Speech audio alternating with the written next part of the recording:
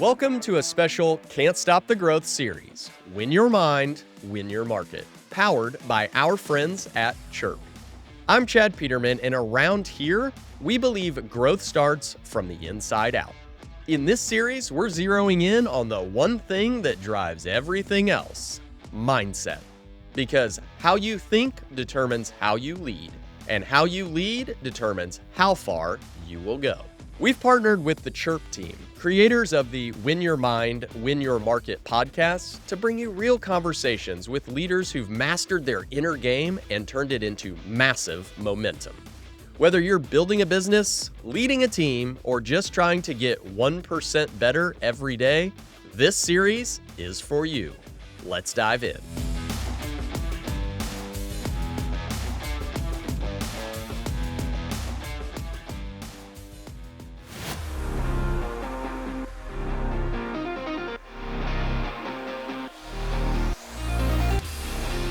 Welcome back, everybody, to another episode of the Win Your Mind, Win Your Market podcast. We're here today with a very special guest, but first I want to make sure, of course, I'm Ryan Fenn, and I'm here with the Robin to my Batman. Justin Judd is here. Welcome, Justin Judd. Thank you. World traveler. He's been traveling a ton lately, so he's a little off. A little lagging today. Lagging. I'm ready for this. Oh, man. This is pretty exciting. We have a very special guest. This is different than most of the podcasts we've done because generally we stay in the home service space, entrepreneurs within the home service space. But this is somebody near and dear to Justin's heart. We have Todd Sylvester. Todd has impacted thousands of people as a mental fitness coach, author, speaker, and the creator of the popular Beliefcast Podcast. After overcoming addiction and deep personal struggles, he's turned his life around and has spent the last 2 decades helping others do the same. He's worked with everyone from high-achieving entrepreneurs, high-achieving successful sales pros like Justin, to teens battling depression, teaching them how to break through limiting beliefs, master their mindset, and live with purpose. His story is raw, real, and incredibly inspiring. So we're super stoked to have you. Thanks for coming in, Todd. Appreciate it. Yeah, thanks, Ryan, for that intro. And Justin, I love this guy. We were in the war room for a while, and I had to slap him around a little bit. But yeah, it's an honor to be on your guys' show. Love what you guys do, and grateful to spend my day with you guys. So I'm really excited, Todd, because I've worked very closely with Justin the last 2.5 years. I've seen him at his highs and his lows, and I can tell very quickly that you have a really profound impact on him because he clearly, I could tell that you hold something over him in a very good way, meaning he has deep respect. He clearly has deep respect for you.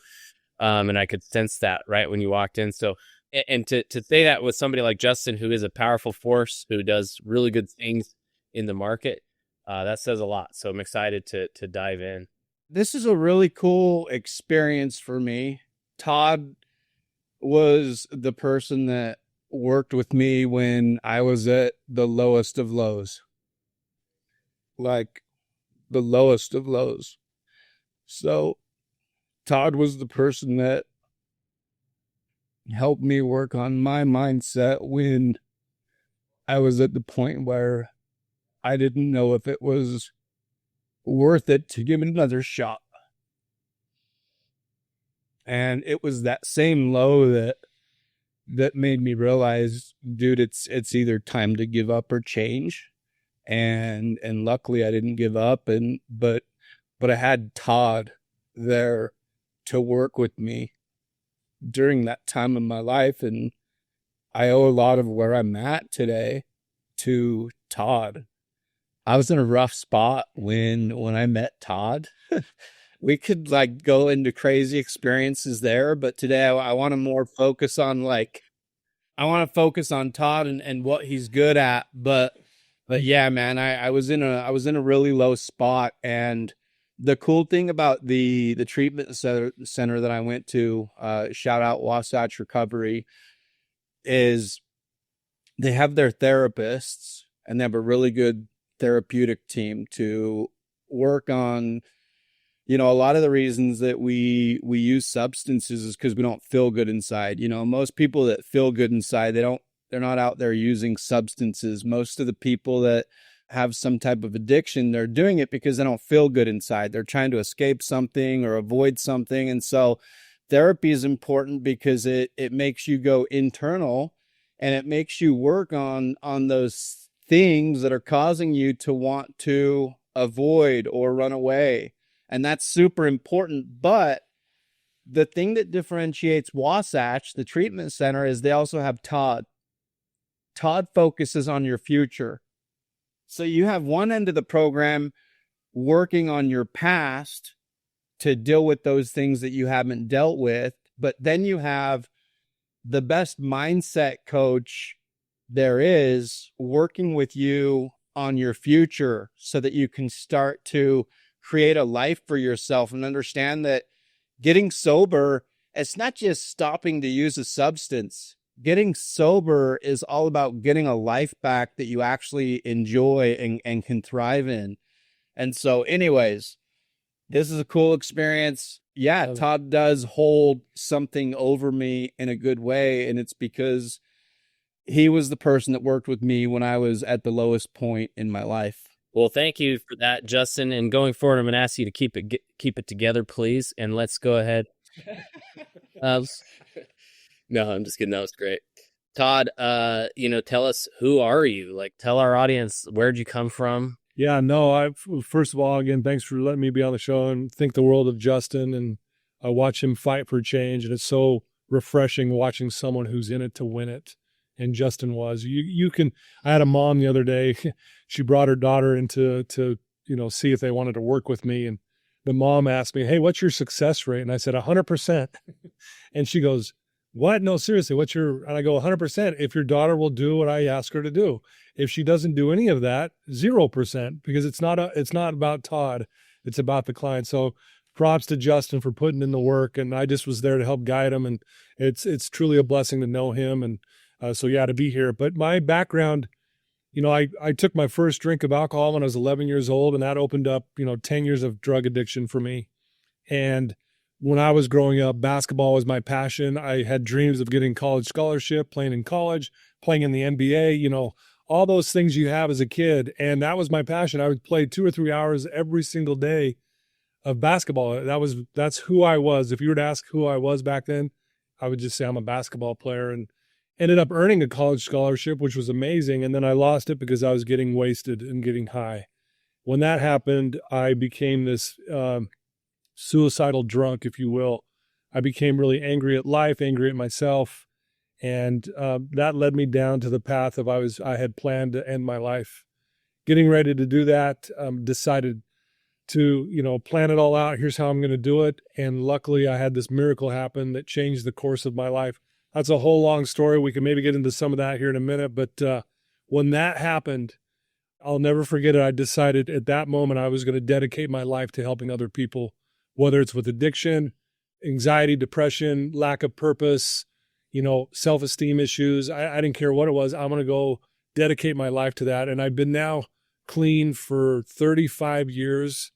I've done over 18,000 coaching sessions in that time frame, and I've learned what works and what doesn't work. And so Justin got the better half of me because I had learned what wasn't working, and so I didn't mess around with anything that would just waste his time or any of my clients' times. But again, I'm also here because I'm standing on shoulders of giants. I would not be here without so many giants in my life. So I do coaching, mindset coaching, and then I also am a counselor at Wasatch Recovery. I've been there for 12 years now. I have a family. I'm married to my beautiful wife for 32 years. We have 4 children and 4 grandchildren. Dude, can you believe that? Awesome. 4 grandchildren. And I have a podcast, as you mentioned. I bring on some amazing people on there, which is great. Written a few books, and I do speaking events, which I get to do later today with you guys. I can't wait for that. So that's a little bit of me in a nutshell. Very cool.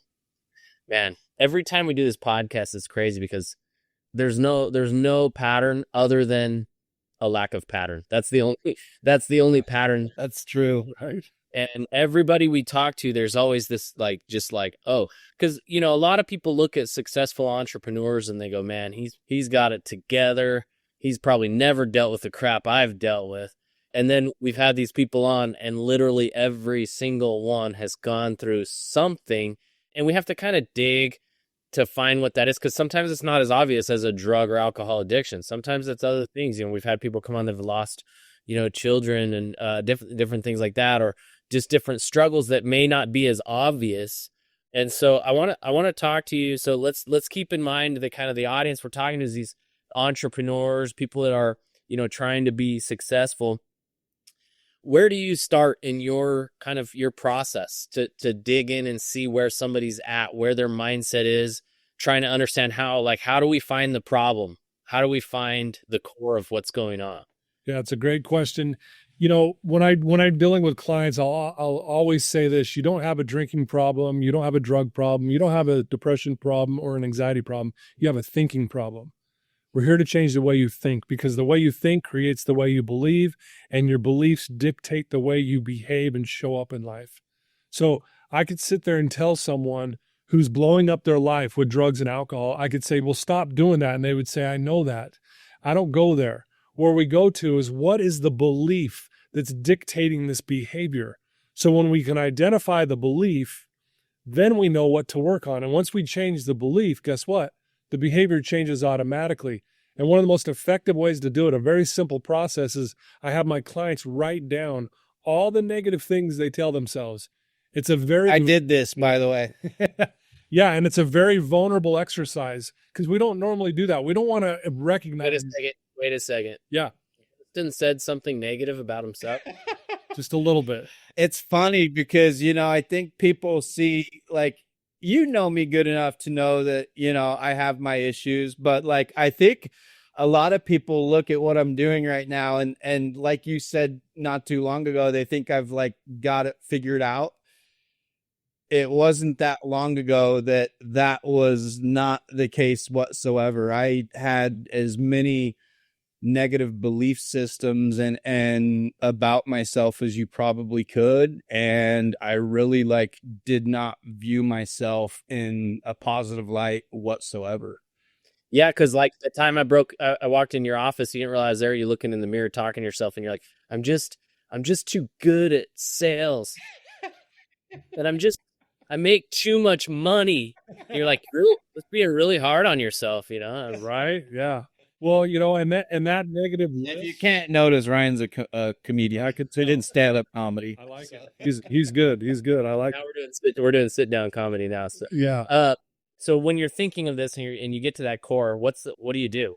So they write down all their negative beliefs about themselves. Yeah, and it's a vulnerable exercise because we don't like to do it. But if the client gets really vulnerable and writes down, here's actually what's going on behind the scenes, because when we show up into a group of people, we put on a mask. We don't sit there and go, oh, hey, I'm stupid. I'm no good. No one's ever going to be with me. I'm unsuccessful. I'll never make it. How are you guys doing? We don't show up that way. We put on a mask and act like everything's okay. This is basically taking off the mask and identifying what's the negative narrative. And that negative narrative fuels self-hatred, which is the killer. That is where it's not the drugs and the alcohol. We take drugs and alcohol to deal with the self-hatred. And the three limiting beliefs I hear the most are, I'm not good enough, I'm different, so I can't connect, and ultimately my problem's too big, I'll never be able to change it. And so once we identify those, I start helping the client create a new narrative.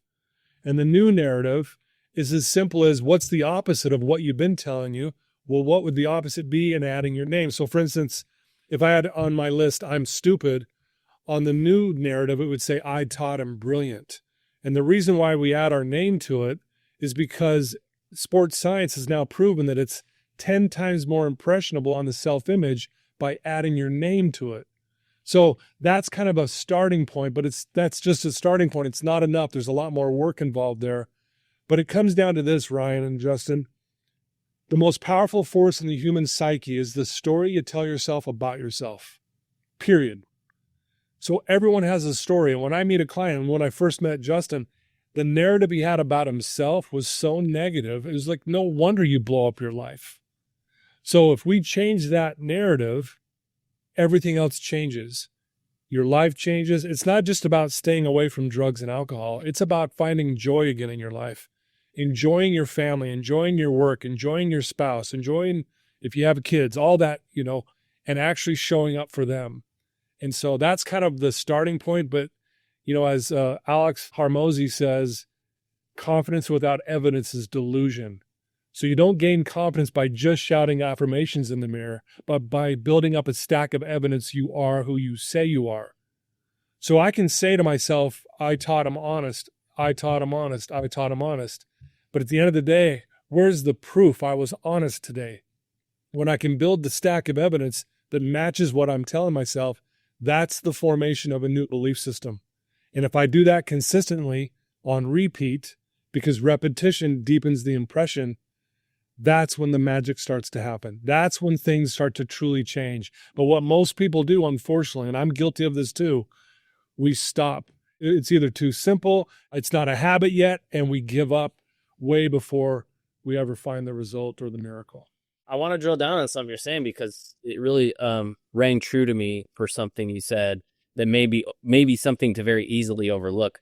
And you mentioned the importance of saying your name when you do this, and this to me has a very extremely deep meaning. I'm going to use a shallow example, and then I'm going to move into the deeper meaning.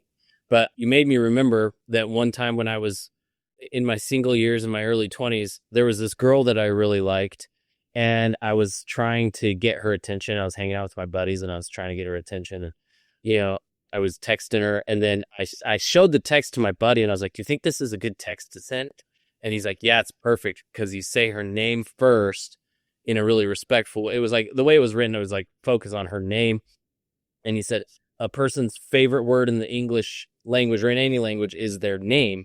And that's the shallow example I'm talking about. But to me, I think it's actually has a deeper, more religious meaning. I think names are very important because they represent, the individual, and it's the core. If you want to go scriptural, there's, importance of naming in the scriptures and our names and things.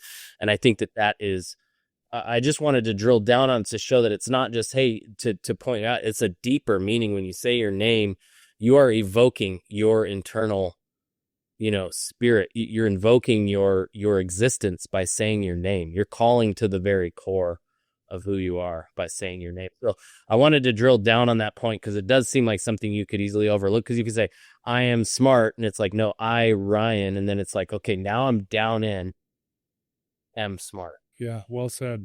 That's really cool. Let's keep going on that track. So we've gotten to that point where we've gotten that. Now what's the next, where are we headed from there? I want to touch on something else real quick that he said, because I think it's important. I always tell people, people want to know, like, how do I get more confidence? Like, how can I be more confident? Well, the quickest way to self-confidence is when you keep your promises to yourself. It's as simple as that. Anytime you're not keeping your promises to yourself, it's going to be extremely hard to be a confident person. So the affirmations are awesome. I Justin, am honest. But then if I go live a dishonest life. Yeah, you'll immediately, when you say it, you'll know you're lying to yourself. You immediately. It's not going to work. You're lying to yourself. Yeah. Yeah. So I just wanted to touch on that. I think it's important. It's a really simple process to build self-confidence. I say simple, I don't say easy, because we've been doing the same things over and over and over for so long, and we've been programming that brain over and over and over. So I'm not saying it's easy, but it's simple. If you want to build self-confidence, look at your belief system. If it's negative, create an opposite belief system. Do that affirmation with your name in it, and then live accordingly. Keep that promise to yourself. And I can guarantee you're going to start building self-confidence if you follow that process. I think everything is simple, but literally nothing is easy. Because again, human beings don't want simplicity. We want complexity. And there's a beautiful story that illustrates this, if I can share this. So there's this story where this learned man who is known for his genius goes up to this Buddhist saint who is known for his wisdom. And he walks up to this Buddhist saint and says, "What's the most important thing in Buddhism?" And the Buddhist saint replies, "The most important thing in Buddhism is to stop doing the wrong thing and start doing the right thing." And then the learned man replies back, "I didn't ask you to tell me what every child of 3 knows. I want to know what's the most important, the most profound, the most subtle thing in Buddhism." And the Buddhist saint replies back, "The most important, the most subtle, the most profound thing in Buddhism is to stop doing the wrong thing, start doing the right thing." It is true that every child of 3 knows this, but gray-haired old men and women fail to put it into practice. See, this learned man wanted some metaphysical response that he could use his intellect that he was so proud of and build more metaphysical responses back to this saint. But it comes right back to that. Stop doing the wrong thing, start doing the right thing. Stop telling yourself that you're a piece of you-know-what, and start telling yourself that you're worthy. And I know at first it seems silly, but there's some other steps involved here, which we can get into if we need to, but we don't want simplicity for some reason. We want to overcomplicate everything. It's the same story, the same biblical story of, hey, I've got leprosy. Tell me what to do to get rid of it. And he says, just go wash in the river 7 times. And he goes, no. Yeah, I give me something like big to do. He's like, no, just go wash in the river 7 times. And he refuses to do it. Right. It's like the same. It's this, and whether or not that's a true story, if it's a principle, the point is that it's like we look at these things, and we talk about these things all the time on the podcast, where it's like, write down your goals, or put stuff in front of you, and it's like the easiest things in the world, yet for some reason we can't consistently do them, and we always have to catch ourselves going, shoot, I haven't done that in the last few months. I haven't been writing that down. I haven't been doing these simple things. We're waiting for a big mountain to move, when in reality those small things are going to move the mountain. Yeah. Exactly. Justin, tell us about some of the story, from when you were going through this. Like, what first comes to your mind when you first started working with Todd? Dude, I was detoxing, bro. I was sick. Like, I didn't want to be there. And I don't know if we had met yet or not. All I remember is I was so sick. This is how twisted you get when you're that sick, dude. I was so sick that I was in the treatment center, and I'm outside the door of the home that I was staying in, and I'm looking over at the fence, and there's a hole in the fence, and I tell myself, dude, I'm gonna hop over the hole in that fence. Well, dude, you can leave that place at any time. You know what I mean? But I had lived this life where, like, it's hard to explain, but I wanted to leave. And Ryan Decker, one of the guys there, was like, dude, just go talk to Todd. Like, if you want to leave, you can leave, but all I ask is that you just go talk to Todd. And I went and had that conversation with Todd, and to be totally honest with you, I don't remember exactly what he told me in that office. Dude, it's hard to think when you're that sick, bro. All you're thinking about is feeling better, and it's really, really hard to even think. But I mean, long story short, I ended up staying. I will tell you this, because there's certain things that Todd taught while he was in there that I want him to hop into here, because I know that it's going to help people. And I'm going to let him choose what he talks about, but he works a lot on belief systems. So I'm going to throw a few out there that, like you asked, Ryan, what comes to mind, and let you run with it. So number 1, Todd is the person that taught me what follows I am follows you. Yeah. Number 2, life happens for me, not to me. And then the third one is, if you walk into Todd's office, he has a saying up on his wall, and I might botch this, but it says something to the effect of, the best feeling in the world is when you realize that there's nothing wrong with you. And for me, that was deep when I actually got to the point of realization that there was nothing wrong with me. Because it wasn't the first treatment center that I had been in. I had gone to over 10. And I was always in these treatment centers. I was wondering, dude, what is wrong with me? These people don't get it. They don't understand the way that my mind works. I genuinely don't know if I can figure this out. Something is wrong with me. And this is a whole nother story. I want to focus this on Todd, but I ended up doing some therapy. Ryan, you know a little bit about this. I had something happen when I was younger, processed that situation. It was a game changer for me, because whether this is true or not, for me, it connected that quote on his wall. Like, because of what happened to me when I was younger, it had been in my subconscious for years and years and years. So even though I wasn't conscious of it, it was still affecting the way that I lived life. And it made me feel like something was wrong with me.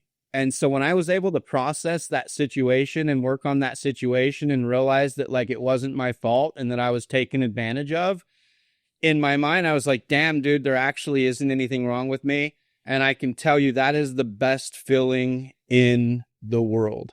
And I think I'm the only person in the world that will tell someone on day one who's detoxing, sick from doing drugs.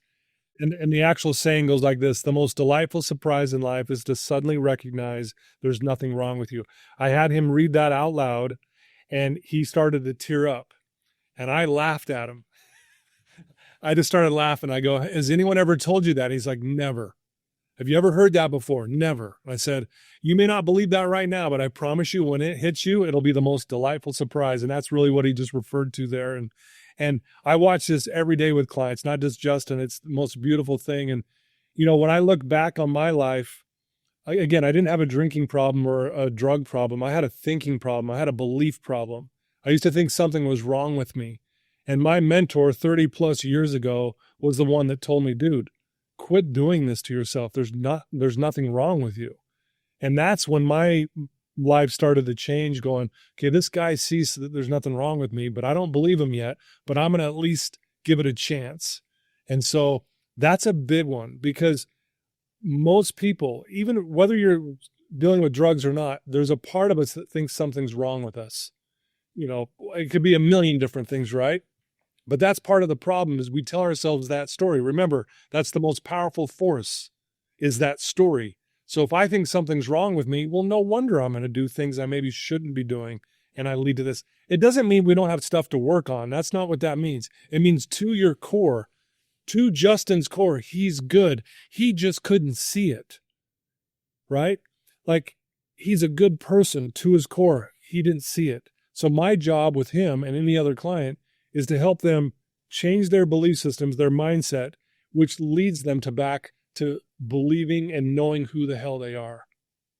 The best definition I've ever heard of depression is pretending to be someone you're not. He was depressed, and that's why I laughed at him. I go, you're pretending to be someone you're not. You're doing drugs, you're doing all this unhealthy behavior. That's not you, and you know it. And it always leaves you empty. So when he gets in line with who he really is, guess what? He's no longer pretending. Therefore, he starts experiencing joy again in his life. It's a beautiful thing to watch. So I think you know Justin well enough, but Justin's the universe guy. I'm the God guy, but we speak the exact same language. We just use different terminology to explain. But Justin and I go down these paths all the time, but I always try to draw it back to religion just because it's my jam. But I've never dealt with, drug addiction. I've never tasted alcohol. I've never even tried anything, right? So I can't relate to that, level of overcoming something like that. You're hitting something that is so profound for me.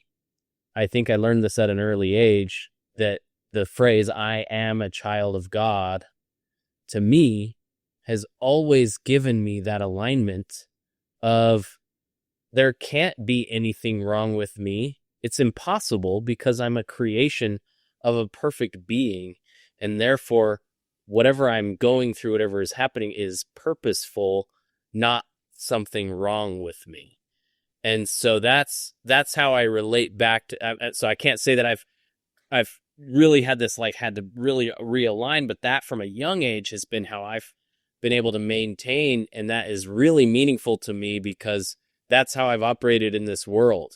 I've always kind of had this confidence that came from just kind of have this feeling of I just knew who I was. And that's been my North Star my whole life. And so I think what you're saying is so profound when you can say, hey, like, look at who you're being.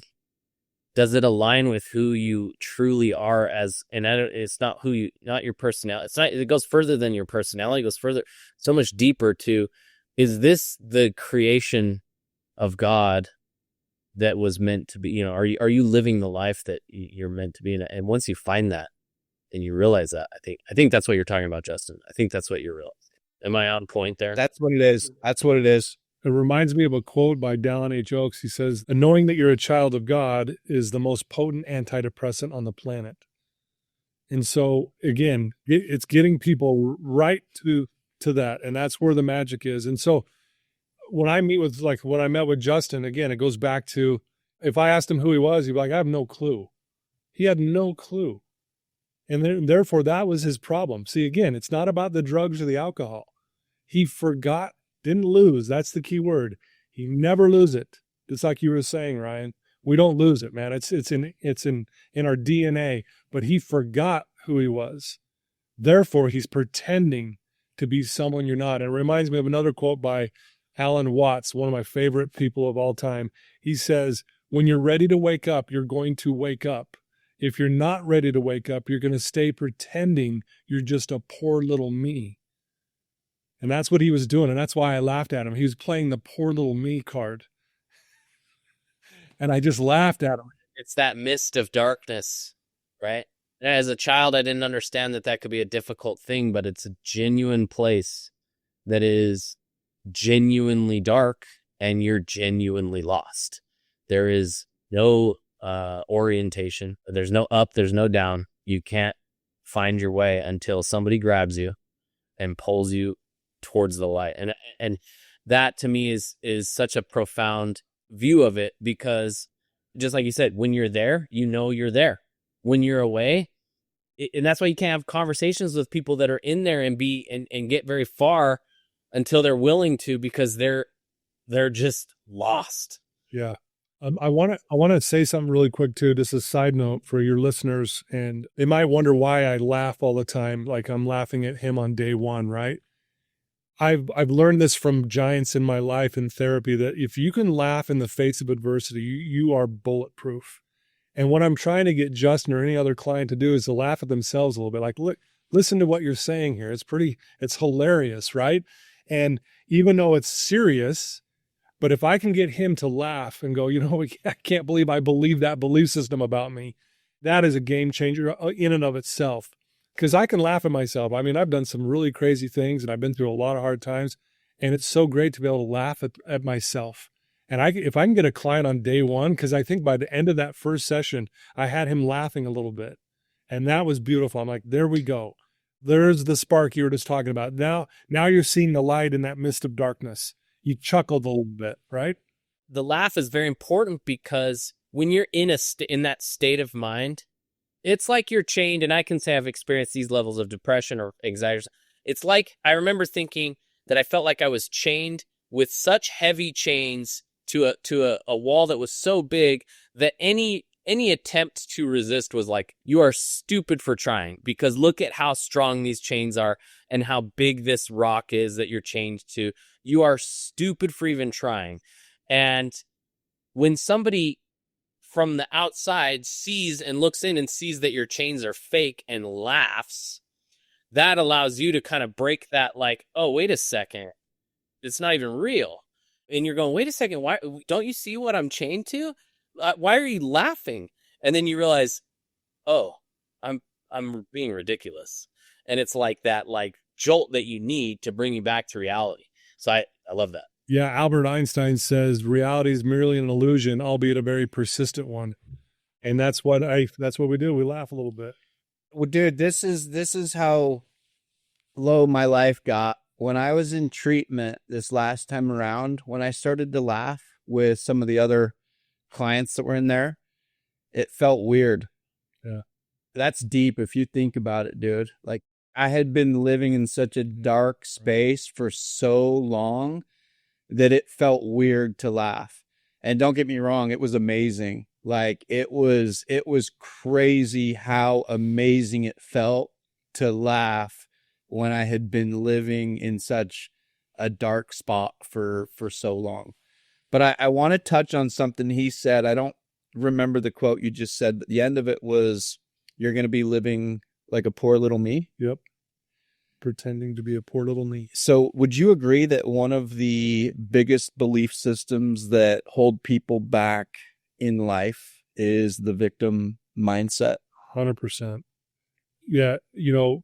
I don't think that addiction's a disease, but that belief that you're the victim is the killer. If there is a disease, it's that victim mindset, the self-pity mindset. And we've all been there. I've been there. I'm guilty of it. I'm not trying to pretend I'm above that, but that is the killer. In my story, I used to blame my father for a lot of reasons of why I was an alcoholic. And I had some great reasons, and it kept me stuck. And when we play the victim, our suffering continues. The opposite of playing the victim is accountability. And when I take full accountability for my life, guess what? Suffering stops. That's the beauty of accountability. But we hold on so tightly. I had such great reasons, and I'll never forget this. I'm meeting with my mentor. I'm still struggling. I'm still drinking, and I'm still blaming my dad and a bunch of other people in my life. And I'm not kidding you. This guy leans over and slaps me in the face in the session. And not hard, but hard enough to obviously get my attention. And my first thought was, I'm going to punch him. And then I sat there for a minute, and he looks at me and he goes, when are you going to finally take accountability for your life, Todd?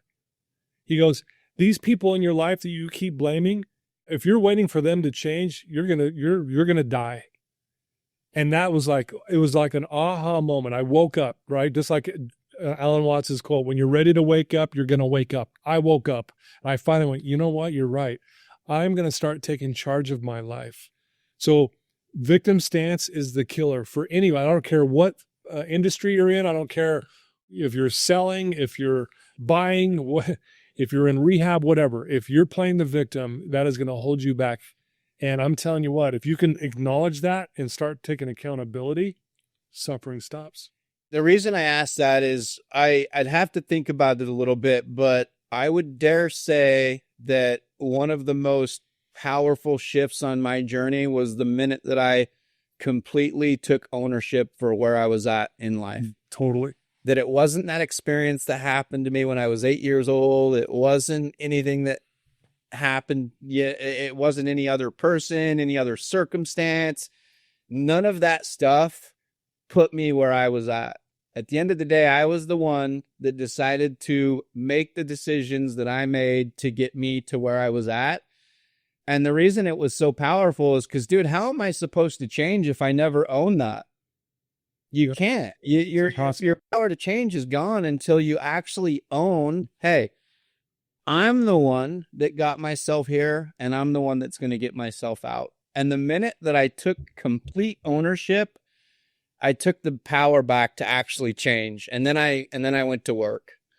Yeah, because, we are so powerful that we can convince ourselves that we're powerless. That's how powerful we are. And that's really where what I saw, and we keep referring back to Justin here because watching him take that power back, as he said, I watched it right before my very eyes, and it was a beautiful thing to watch. And it was slow at first, but then it just started picking up some momentum and some speed, and it was amazing. So for anyone listening to this, I know it's tough.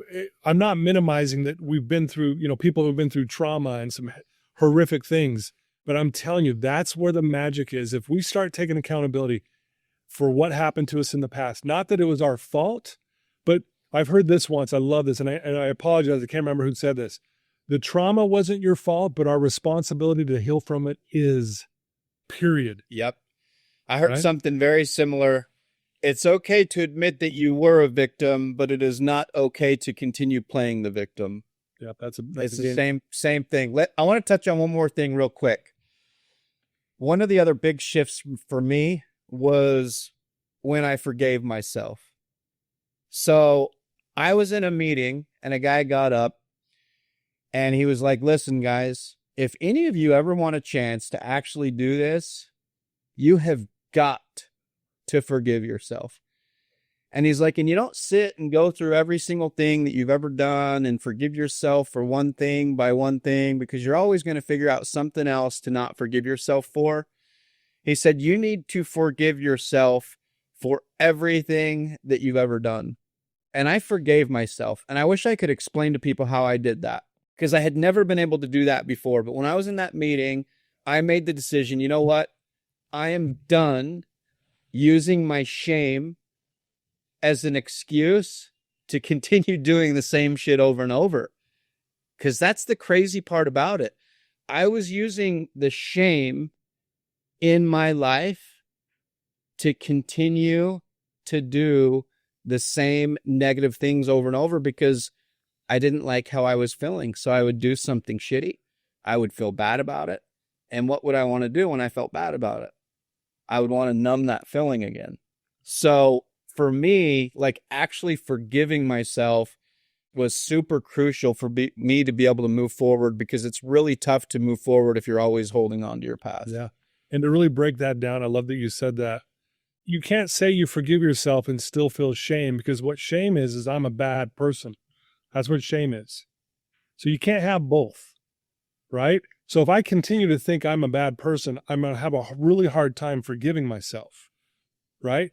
But the moment I start understanding, well, no, I'm not a bad person, there's nothing wrong with me inherently, guess what? Now it makes it a lot easier to forgive myself. And when I finally get to that place, forgiveness destroys shame. That's exactly what it does.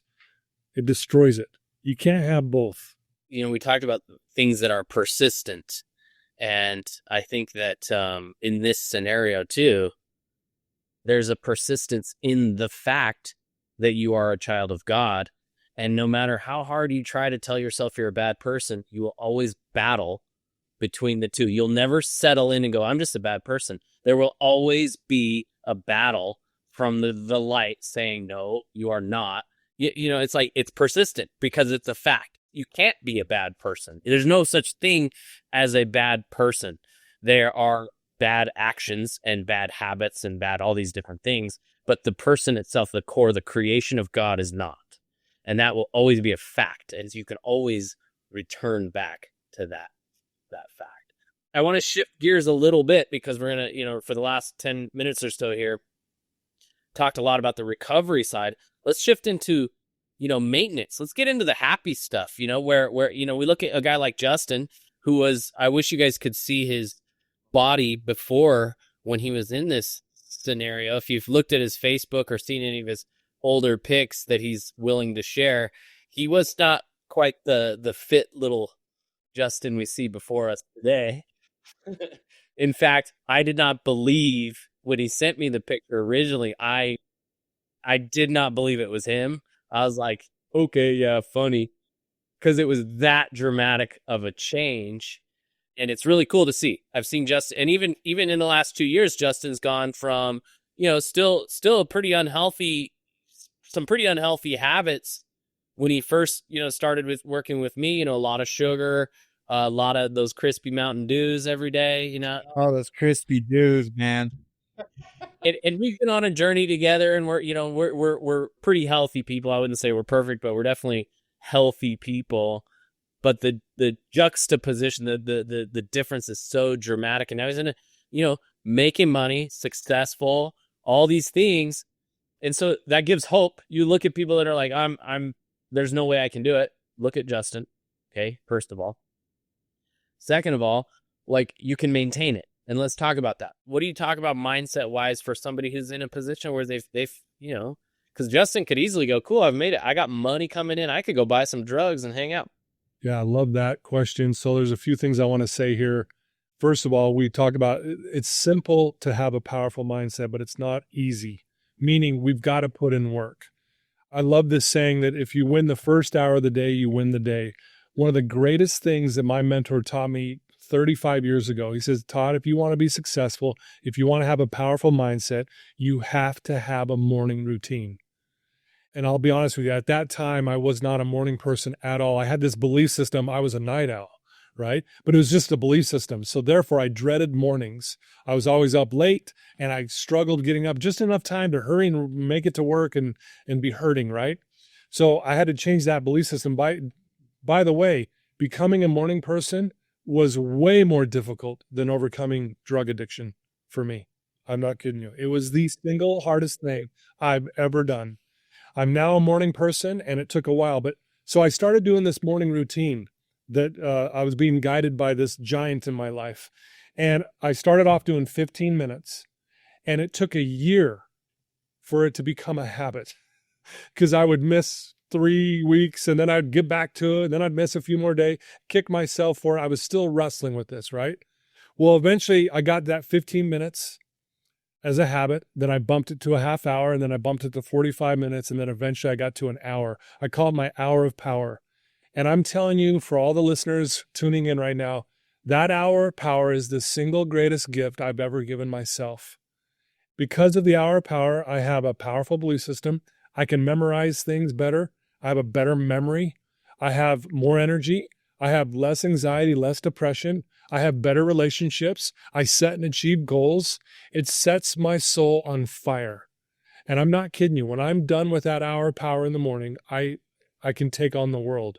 And so I do that as a part of this. You talk about this maintenance thing. I call it my morning meds. I go to the gym for an hour and I work on my mind and my heart for an hour. That is my morning routine. And I've been doing that now for 25 plus years. And I'm really grateful for that. So for those listening, and that might sound overwhelming, that's why I say, I'm going to talk about this. It's called the 1% principle. And I learned this from a guy named Zach Sorensen, who is another one of those giants in my life. And so what this 1% principle is, if I was to tell all your listeners, would you be willing to dedicate a portion of your day to work on you? And if you would do that, you'd have less anxiety, less depression, more love, more self-esteem, better energy, better relationships, and a powerful mindset. Would you do it? And everyone's going to go, yes, I'm in. I want everyone to listen to this because I remember the first time he told me this. And I remember the first time I heard this, it blew my mind. Yeah. And then everyone would raise their hand and say, yes, I'm in. And then I would say it would take 1% of your day. That's it. And then I ask him, what's 1% of your day? And the actual answer is 14 minutes and 24 seconds to be precise.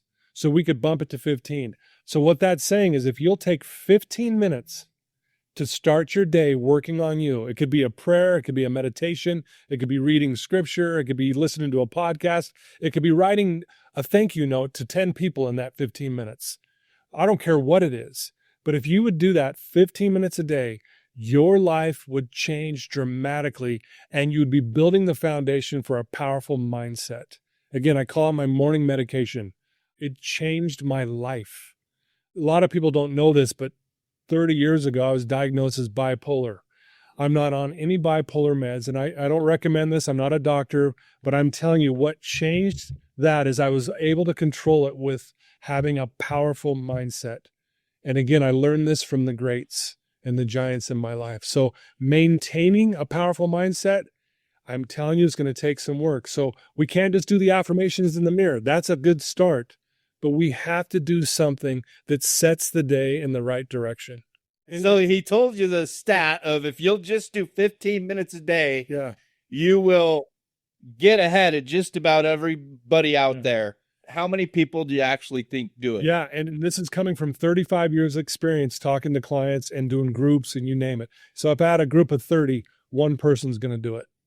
You might have 10 that start off doing it, but the 9 are going to fall off and the 1's going to stick with it. It's kind of like when people say, okay, my New Year's resolution, I'm getting in shape, right? And so the gym for the first 2 weeks in January is jam-packed. By the end of January, it looks just like it did in December. Why? Because everyone gives up before the magic. Because again, it's uncomfortable. It's hard. Again, I understand it. I've given up several times in my life. I'm not above that. But the point is, if we stick with it and we keep fighting through it, it takes 21 days to create a habit, 90 days to create a lifestyle. If you do something for 90 days, it becomes a part of your soul. So think about that for a minute. If I do something for 90 days, now everyone's a little different, I understand that, but roughly 90 days, guess what? It now becomes a part of my psyche, it becomes part of my belief system.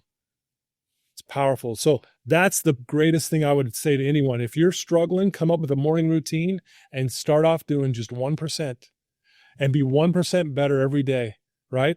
A small drop of water will fill a large vessel over time. So just a drop here. Imagine 1% better every day for 1 year. That's 365% improvement. Let's do it. I tell you, game changer for me and life changing for my family and for everyone I show up to. My problem is my mind immediately goes to, when you say you could read scriptures, you could write gratitude notes, you could do any of these things, and my mind goes, I could sleep for 15 minutes and get really good at sleeping. Let me say something on that. Here's the truth. If we're being honest with ourselves, if I sleep an extra 15 minutes, I feel just as bad as I did when my alarm went off 15 minutes ago. I don't feel any better because I got 15 minutes. That's just the truth, right? So I've trained myself to pop out of bed like a piece of toast. When that alarm goes off, I pop out and I get my stance and I set my intent for the day. And this morning, my intent was, today, Todd, you're full of energy, light, and love. And when you go speak at Chiirp today, and when you're on that podcast, you're going to speak with power and authority. I said that the moment I popped out of bed at 4:15 this morning. And I'm telling you, it's mind over mattress. I'm telling you. Yeah, I sometimes I have to look back at that mattress. I'm not getting back in you. I'm not getting in there. Man, it looks so comfortable and warm. But no, I get out of the rack on fire. And I've taught myself to do that because of the people who showed me the way. So everything I'm saying to every listener here, they might think, well, Todd's full of whatever. Fine. But I'm explaining to you what someone once taught to me. That's why we're here on this planet. I'm here to give back because someone gave back to me. And if you're willing to put it to the test and pop out of bed and do something for yourself to set the day right, there's times where I'm in my office, hour of power, it's quiet, no one's around, everyone's still asleep, and I'm crying because I'm like, man, the blessings that are coming from this, filling the spirit, filling the universe, speak to my soul. I'm telling you, there's no drug on the planet that can give you that ever. That's awesome. I don't know what it is. I've talked to you about this, Ryan, and I don't know if this is a mix of, like, for me, when I get up in the morning, I go straight to the gym. And the reason I personally like going to the gym is because when I move my body, it slows down my thoughts and I am able to receive inspiration easier. Do you think that inspiration comes heavier early in the morning? Yes, and there's science that backs that up. There's scientific proof that what happens is when we sleep, our brain relaxes, okay? And it relaxes and it opens up. It's more receptive. We're actually more in theta state in the morning. Theta state is very suggestible. So when I read something really profound in the morning as part of my 15 minutes, right? We'll call it our fabulous 15.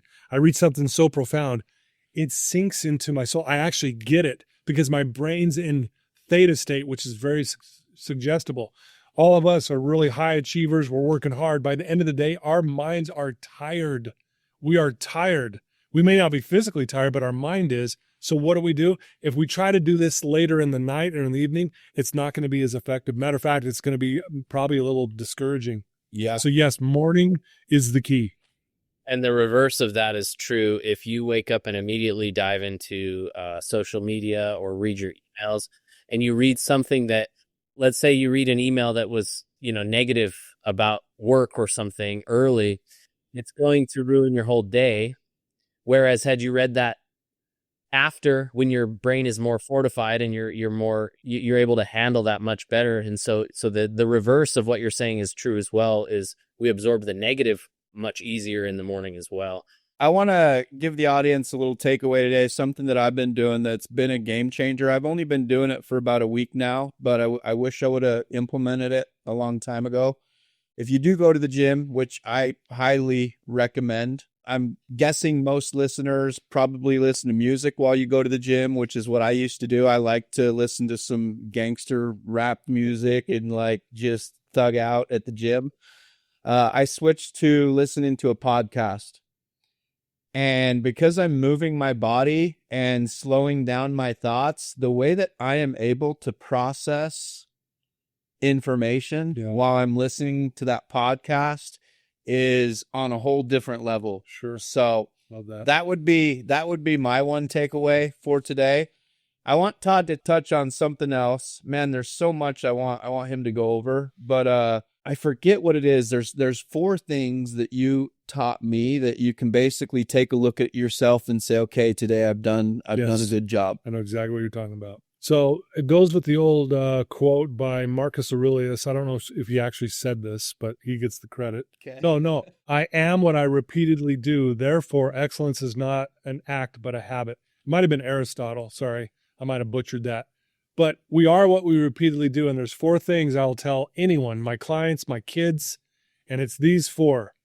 Be honest, because honesty kills bad behavior. Have integrity, because nothing else matters. And integrity is doing the right thing when no one's looking. 3, take accountability for your life, because suffering stops. And then number 4, go help someone, give it away. You give to get.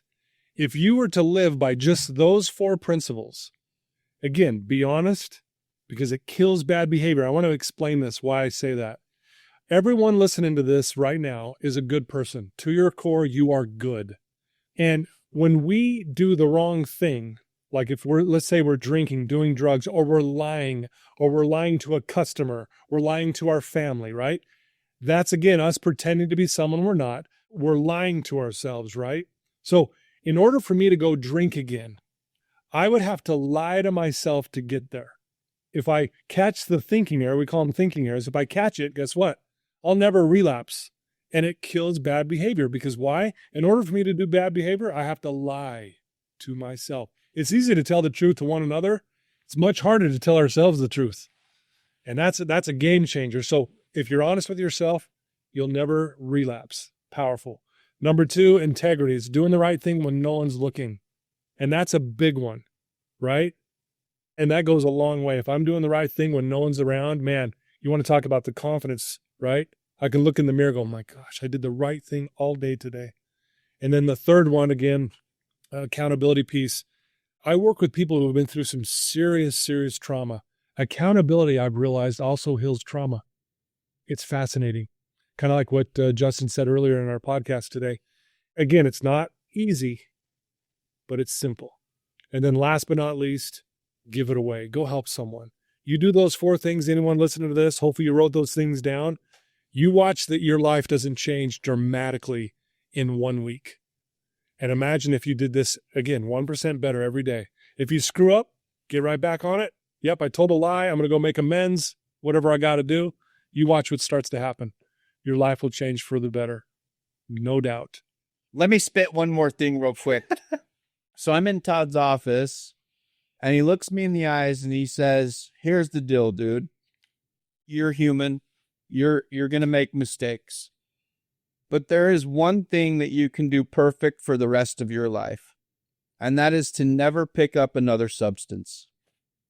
And when he said that to me, it did something to me where I made the decision right then and there that it did not matter what happened to me, what emotion came up, what circumstance came up, I would never touch another substance. I would be perfect at that. And Ryan, you've seen some of the stuff that I've gone through, with my family, with my ankle break. Yeah, and every excuse has come along, for sure. Every excuse has come along. Yep.